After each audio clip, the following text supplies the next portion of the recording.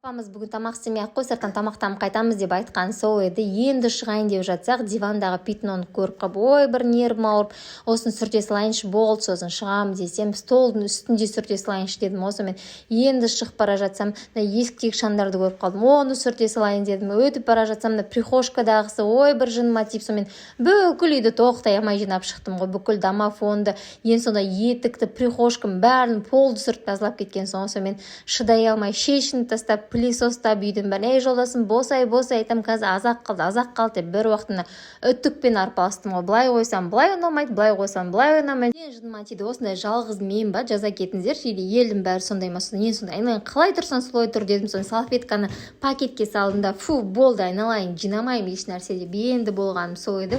Жолдасым кеп тұр ғой, айналайын, сендер шығам дегенше мен тамақты үйге тапсырыс беріп қойдым деймін. Ер адамдарға жарты сағат целый күн болып көрінеді екен. Осымен екі түрлі осындай балық тапсырыс беріпті, сазан, біреуі ментай.